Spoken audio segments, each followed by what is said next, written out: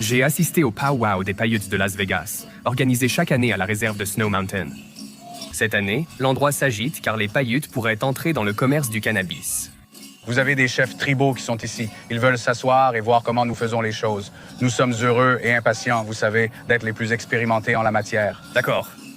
Parce que nous avons perdu tellement de choses, que ce soit des terres, des droits de chasse et tout ça. Je pense que l'aventure du cannabis est exactement ce dont nous avions besoin. Nous verrons où cela nous mènera.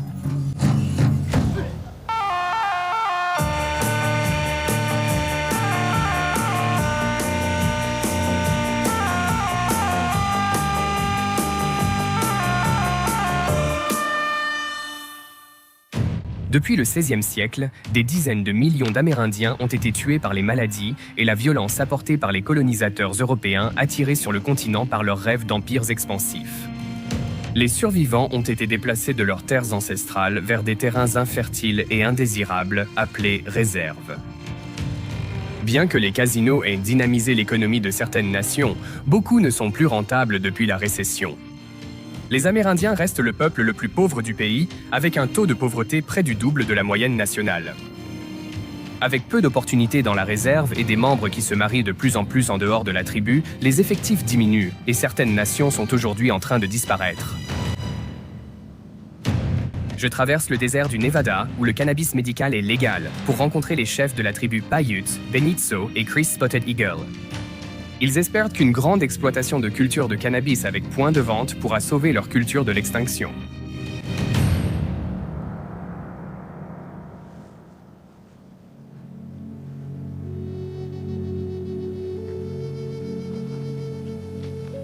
Quand cette terre était jeune, Mère Nature a commencé à donner naissance à des êtres vivants. Et l'une des premières fut la fourmi. C'est notre ancêtre lointain. Lorsque la Terre a commencé à traverser ses transformations, comme elle l'a fait tout au long de sa création, cette région a commencé à se remplir d'eau. Nos ancêtres, les fourmis, ont gravi le sommet le plus élevé, la montagne de neige. Et puis le Créateur est descendu d'en haut et il a transformé ceux qui étaient à la surface en êtres humains, c'est-à-dire nous, les Paiutes. Alors, que signifient ces pétroglyphes? C'est une carte pour nous, mais il raconte aussi l'histoire des peuples qui sont passés par ici. Vous voyez les traces qui montent, puis un mouflon d'Amérique à droite. D'accord. Ce que ça signifie, c'est qu'il y a un endroit tout près d'ici où les mouflons d'Amérique viennent s'abreuver. Donc, ça indique aux gens qu'il y a de fortes chances de trouver de l'eau ici. Alors, est-ce que le fait de connaître ce genre de choses te permet de rester en contact ou en harmonie avec certaines traditions ou l'histoire? Exactement, oui.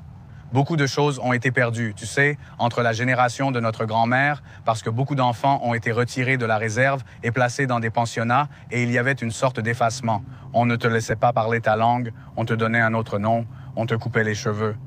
Tout ce qui ressemblait à ton mode de vie autochtone était pratiquement effacé et éliminé. Tu sais, notre nombre diminue. Nous avons 56 membres adultes pour continuer à avancer et tout ça. Tu sais, on doit faire quelque chose parce que sinon, notre culture ici, tu sais, elle va commencer à se perdre. Qu'adviendra-t-il dans quelques générations si vous ne vous développez pas? Parfois, je n'aime même pas y penser. C'est effrayant. Oui, ça l'est. On ne veut pas être la génération qui manque à son devoir. Tu ressens ce poids sur tes épaules. Oh oui, absolument. Chaque jour, je me réveille. J'ai une responsabilité envers ces gens, mon peuple. Notre lignée continue de vivre et ça surpasse tout le reste. Benny et Chris veillent sur leur tribu en déclin depuis la colonie Paiute de 10 acres, au nord du strip de Las Vegas, où ils dirigent le conseil tribal, gouvernement en exercice de cette nation souveraine de 56 membres. La plupart des gens ne se rendent pas compte qu'il y a une tribu au milieu de Las Vegas. Qui le saurait, après tout? C'est vrai. Vous savez comprendre ou savoir. Et donc vous dirigez effectivement une ville? Oui, exactement. Oui, c'est une ville dans la ville. Donc, nous avons l'éboueur qui vient ramasser les choses et ici, c'est notre clinique. Nous avons des services médicaux, dentaires et sociaux. D'accord. C'est juste à côté de la rue principale, non? C'est quoi ça? Oui, c'est le magasin de tabac Paiute de Las Vegas. Presque tout ce qu'on fait ici est grâce à ce magasin. Viens dehors. C'est notre gagne-pain. C'est ici notre principale source de revenus. C'est le fond. C'est ça. Voici notre cave à cigares. Salut Dale, comment ça va? Wow. Tu peux le sentir. Oh mec, c'est agréable d'entrer ici. C'est un bon cigare que tu as choisi. Tu dois fumer celui-ci, Christian. Il est magnifique.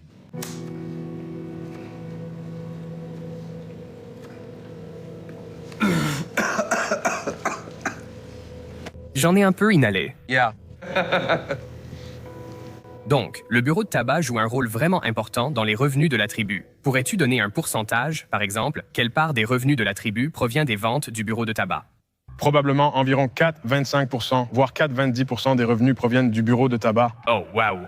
J'imaginais 60 ou 55%, mais si c'est 85%, la santé économique de cette tribu dépend alors de ce bureau de tabac. Oui. Mais il devient de plus en plus difficile de maintenir ce flux de revenus constant avec les ventes de tabac. Oh, intéressant. Il y a tout ce mouvement anti-tabac. Je ne dis pas que c'est une mauvaise chose, mais ça nuit à notre flux de revenus. Que se passe-t-il si vous n'essayez pas de prendre d'autres mesures? Il y a de fortes chances que la tribu puisse disparaître. Nous risquons de perdre des emplois, y compris l'entretien des rues et des maisons. Notre capacité à prendre soin de nos aînés et le reste va vaciller. D'accord. Notre rôle, comme chefs tribaux, est de voir comment améliorer notre situation. Qu'est-ce que tu examines? Une législation a été adoptée, tu sais, concernant l'industrie du cannabis médical. Chris et moi avons rencontré quelques entreprises et nous sommes en train de les évaluer.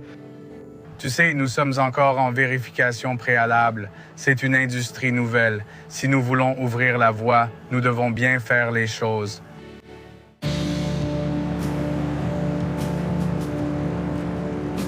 Les Paiutes ont 2 terrains dans la région de Las Vegas. Le premier est une colonie au centre-ville, juste au nord du Strip. Ils ont aussi la réserve de Snow Mountain, à environ 30 minutes de la ville. Je vais monter rencontrer Shannon, Denise et leur fils Austin pour découvrir leur vie sur la réserve. À mesure que je m'éloigne des casinos, c'est un véritable désert ici. Les Amérindiens ont été déplacés vers les régions du pays jugées les moins désirables et les plus inhospitalières. Nous interviewons des personnes de tous horizons et, avec le temps, on entend souvent la même histoire, qui commence toujours par le Wi-Fi gratuit. Ouais, le Wi-Fi de l'aéroport. Qui aurait cru que je perdrais autant?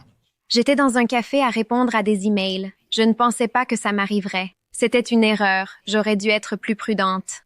Mon ordinateur a été piraté, mes informations de carte de crédit ont été volées et j'ai fini par être débité de beaucoup d'argent. Quelqu'un a piraté mon ordinateur, a pris des photos vraiment privées de moi et les a mises en ligne.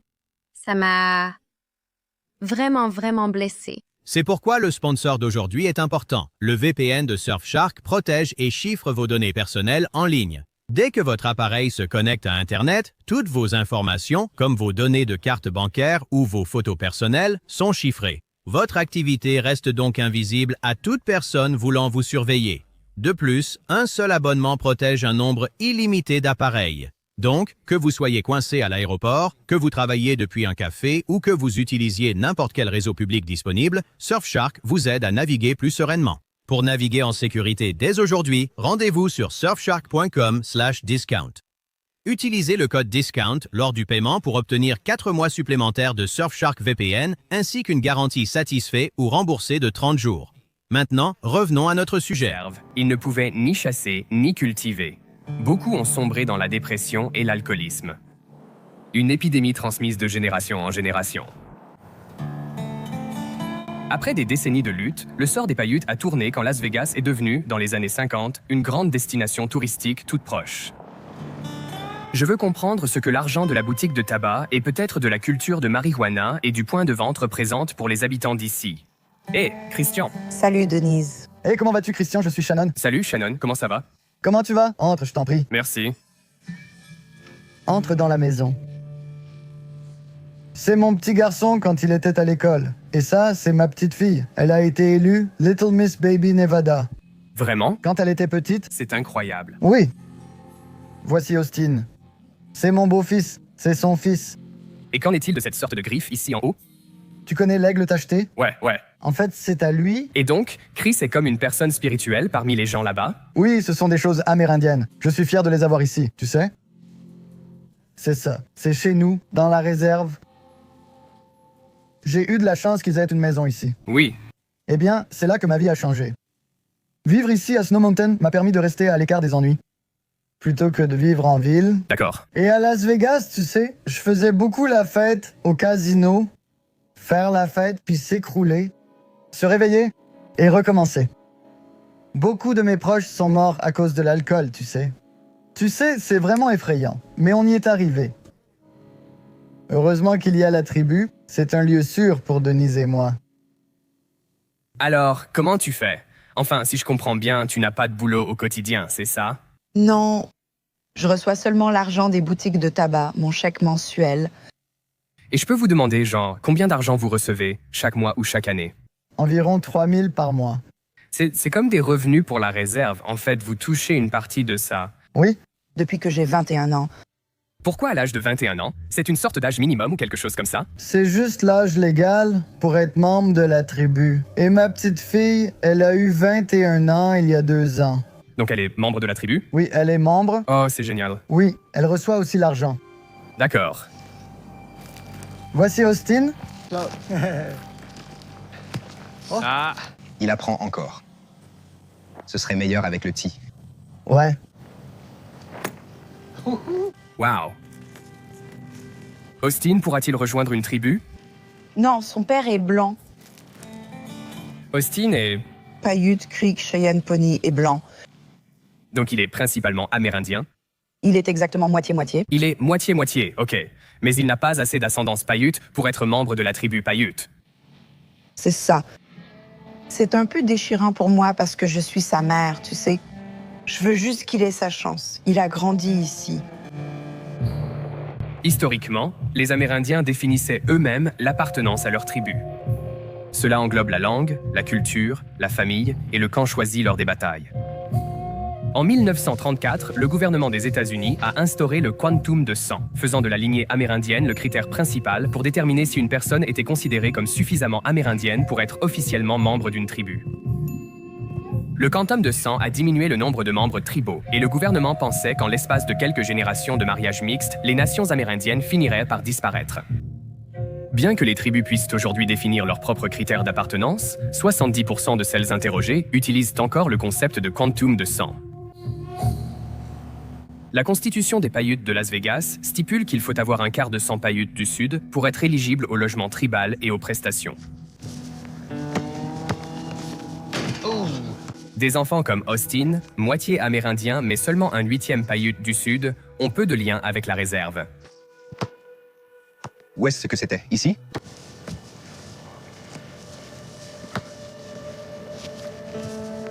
Oui! Allez. Alors, quand tu as emménagé ici, il y a environ 6 ans, est-ce qu'il y avait aussi des gens de ton âge qui ont grandi ici? Oui. Ok. Vous êtes toujours en contact? Ils sont toujours dans le coin? Tout le monde est parti. Bien joué. Tu as presque fini l'école. Je veux dire, c'est quoi la suite? Je veux travailler dans le magasin de cannabis. S'il voulait bien m'embaucher? Qu'est-ce que cela représenterait pour toi si tu obtenais ce travail? On me considérerait sans doute comme normal. Comme si je participais au lieu de juste recevoir. Ok. Et ici, ne rien apporter, tu vois. Juste traîner toute la journée dans la réserve. Si tu n'obtenais pas de travail à la réserve, qu'est-ce qui se passerait alors? Je suppose que je ferai mes valises et que je partirai.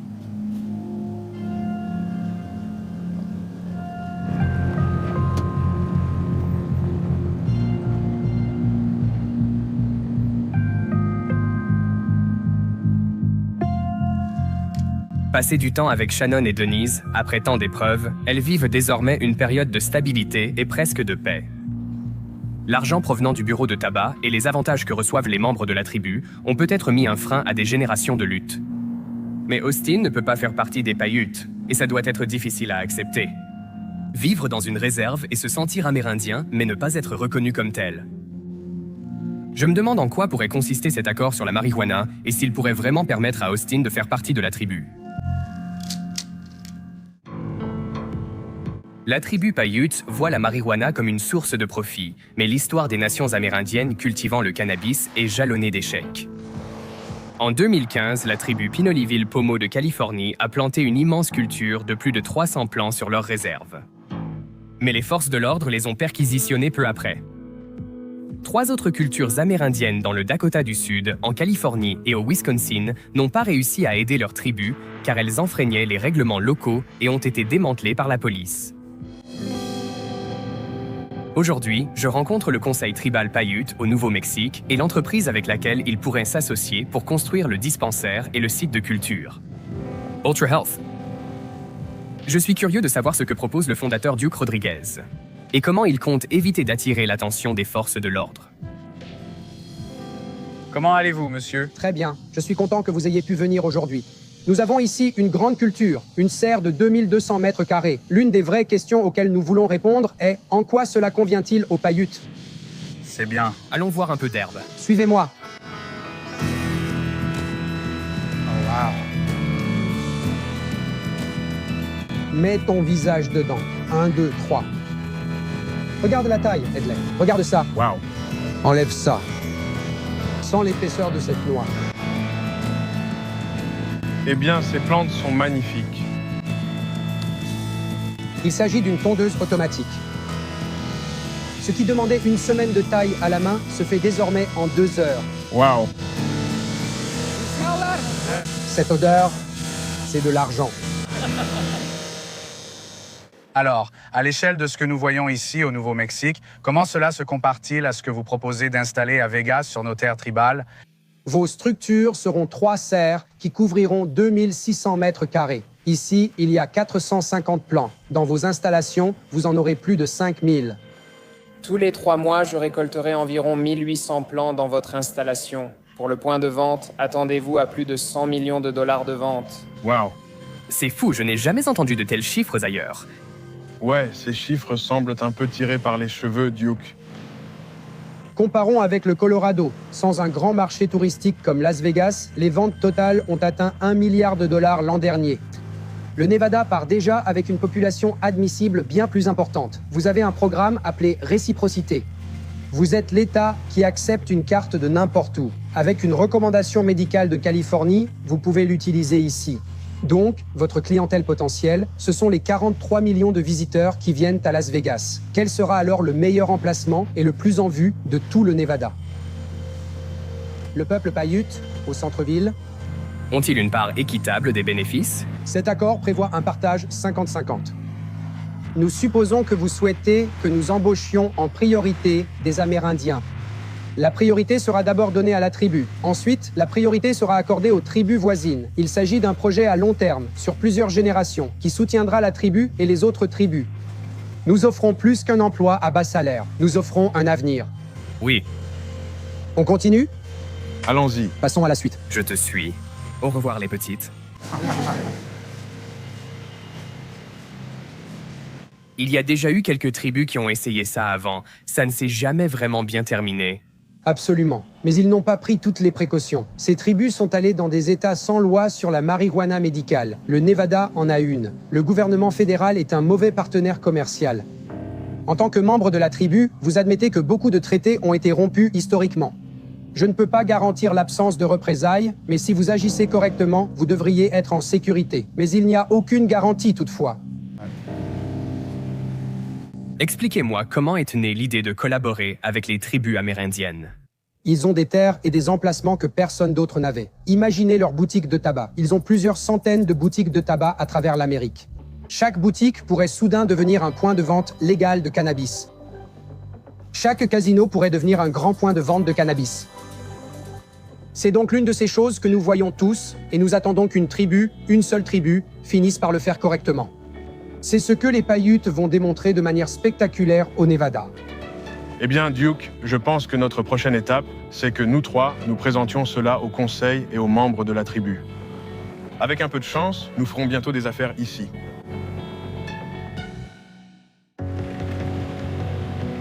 Après de longues délibérations, le conseil tribal Paiute a choisi de s'associer à Ultra Health.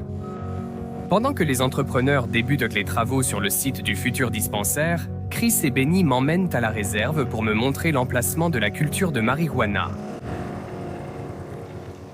Voici l'endroit. Nous aurons une installation de culture d'environ 7800 mètres carrés. 7800 mètres carrés. 7800 mètres carrés, 3 bâtiments. Boum, boum, boum. Ouais. Nous voulons montrer l'exemple aux autres tribus intéressées. C'est pourquoi il est essentiel de bien faire les choses. Oui, nous voulons que ce soit quelque chose qui rassemble les tribus, tu sais, de nation à nation. Certaines tribus vivent dans une telle pauvreté que j'éprouve de la compassion pour elles. Maintenant que c'est fait, j'aimerais leur parler et leur dire « On veut vous aider à démarrer et faire circuler cet argent entre nous un moment avant qu'il ne reparte ailleurs. » OK.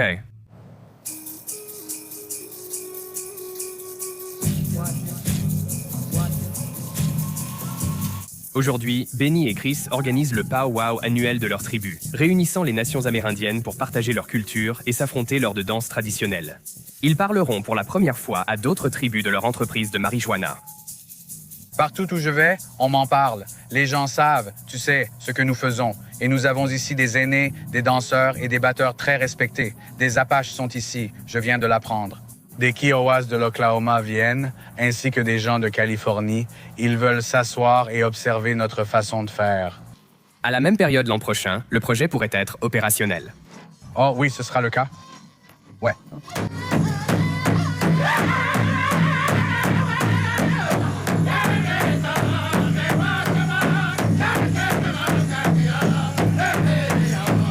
Hey Benny, tu es venu avec ta famille? Oui, aide-moi à installer ça rapidement. Bien sûr. Mets le oui dans le premier. Dis-moi par exemple, comment le projet autour du cannabis pourrait aider ta famille? Eh bien, regarde, les enfants participent à toutes les activités tribales. Dommage que mes enfants ne soient pas des membres inscrits de la tribu. Il leur manque juste cette toute petite part de sang Paiute du Sud. Que mes enfants n'aient pas ça, tu sais, ça craint. Les revenus générés par le commerce du cannabis dans lequel nous nous lançons pourraient potentiellement influencer certains membres du conseil, tu sais, pour discuter de l'inscription. Pourquoi certains tiennent-ils à maintenir l'exigence d'un quart de sang? Je veux dire, quels sont leurs arguments? Le sang se dilue, tu sais, on est une espèce en voie de disparition, on peut le dire ainsi. Oui, donc, ils s'inquiètent juste pour notre culture, vous savez, toutes les choses traditionnelles qu'on fait pourraient disparaître. Qu'est-ce que ça signifierait pour toi de savoir que tes enfants pourraient devenir des membres à part entière de la tribu? Qu'ils ressentent un sentiment d'appartenance. Comme père de 4 enfants et futur grand-père, ce serait formidable qu'ils puissent dire qu'ils sont membres de la tribu Paiute de Las Vegas. Ce serait énorme.